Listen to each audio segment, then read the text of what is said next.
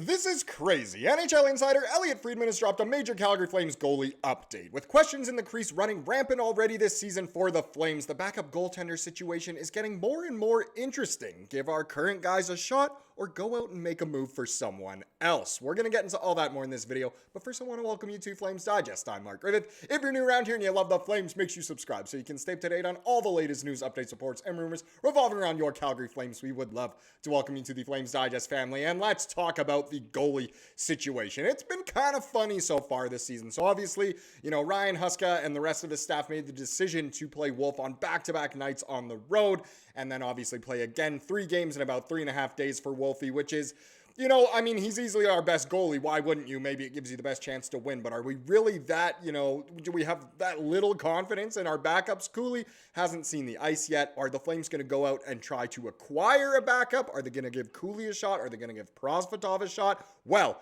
we do have the Elliotte Friedman update. It's always a pleasure when the Frege is talking about the Flames. But he said, I've been talking a lot about Calgary and their backup. It sounds now like the Flames have decided they're going to give Cooley a start. Cooley gets that start to show he can keep this job. They definitely were talking to a lot of teams. He said that on the 32 Thoughts podcast yesterday. So essentially what's going on here is it sounds like the Flames were talking to teams about maybe going after a goalie, but they've decided for now that they will give Cooley a shot whenever that may be. It's obviously probably not going to be in tonight's game against Vegas, but down the line here, we will probably see a Cooley start. If he does really badly, then the trade rumors will really start to, come up again. And with that being said, who are some options for the Flames when it comes to that? Well, Mr. Rupert McDonald of the Hockey Writers, one of my favorite Flames writers, all credit due to him, writes 5 potential backup goalie options for the Calgary Flames. So the Flames need to address their backup goaltender after losing Dan Vladar in free agency, which I know boils the blood of a lot of viewers of this channel. But after losing Dan Vladar in free agency, they attempted to solidify the position by signing Ivan Prosvetov. Prosvetov, however, was cut by the end of training camp in favor of Devin Cooley, which a lot of people were surprised about, but so far it's been essentially exactly what we thought. So first option here, Ville Husso.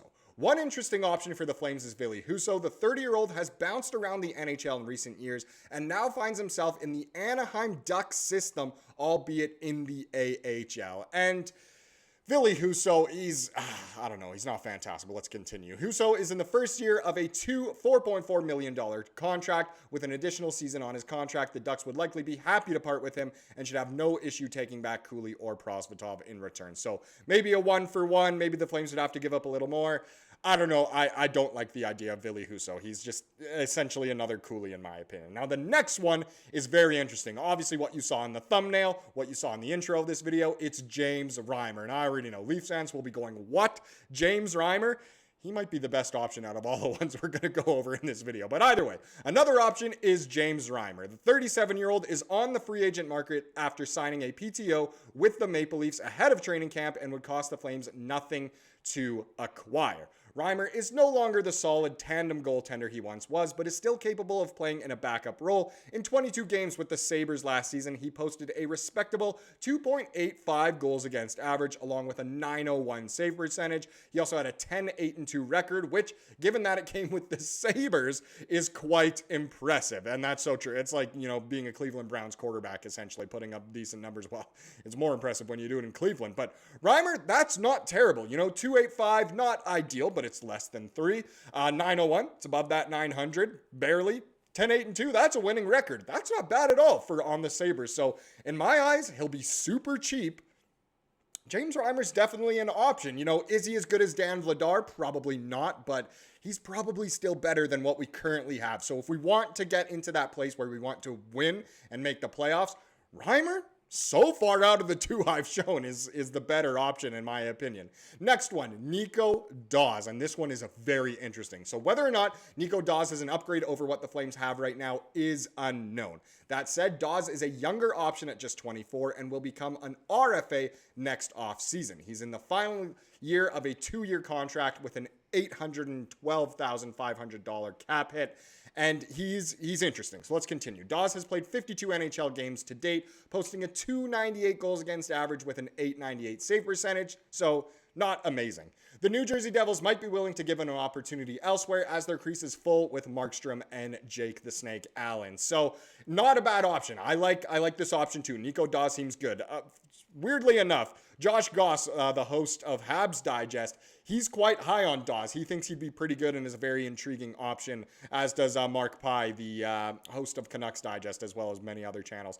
So interesting. Daws, I like it, but it's kind of a gamble. Is it better than what we have? Again, unknown. Now, the next one's Michael DiPietro, which a lot of people on this channel already said the Flames should have gone after. So many fans were surprised when the Flames opted not to claim DiPietro off waivers, and that's exactly what I'm talking about. The 26-year-old is considered to be one of the best goalies outside of the NHL, and despite having the opportunity to grab him for free, the Flames passed on him.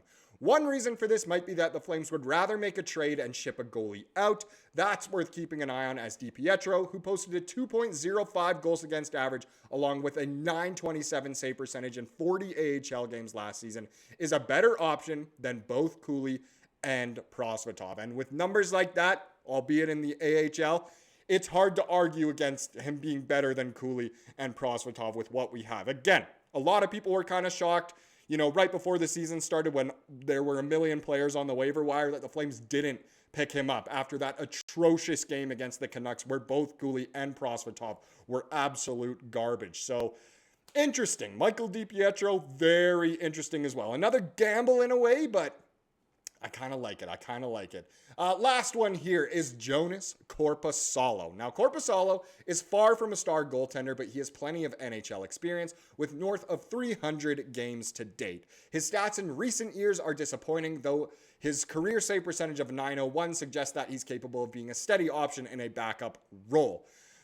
The biggest concern with Korpisalo is that he has not only this season, but 2 more on his deal with a cap hit of $3 million.